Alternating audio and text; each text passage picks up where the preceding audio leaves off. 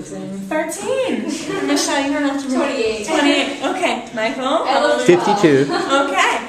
I've been doing this since I was 16, so I've been doing this for a while. I moved here 10 years ago, and I've been doing hip-hop locally. I perform. I've recorded a couple of albums. This is my most recent one.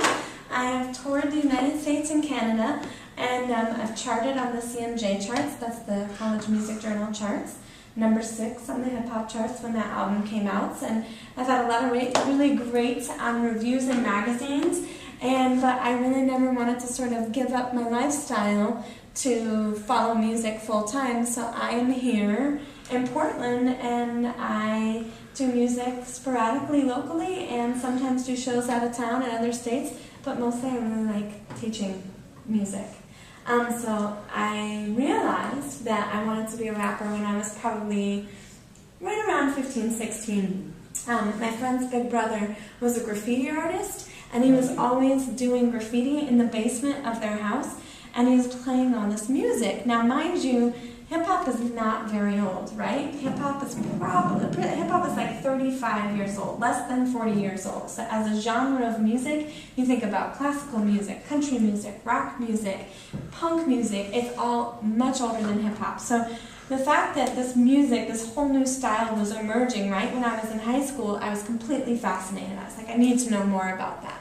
And so I was in class, and I realized that there was such a correlation between not just hip-hop, but songs, like poetry and putting poetry to music.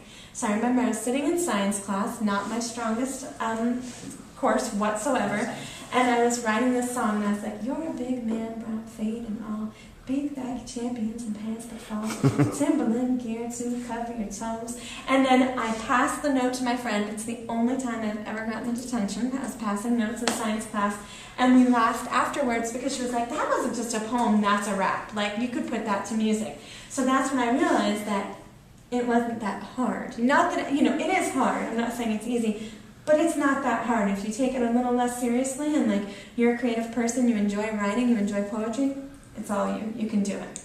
So that's when I started writing. I just kept writing all the time, and then just practicing over beats. And at that time, all our beats came on cassette, and a lot of times it would be the single, the song, and you flip it over, and then it would be the instrumental. So you'd rap over the instrumental. And a lot of times my friends and I would have what we call freestyle sessions, which is, has anybody ever seen the movie 8 Mile with Eminem? You've seen it, right? So it's all about freestyling, right? Yeah, totally.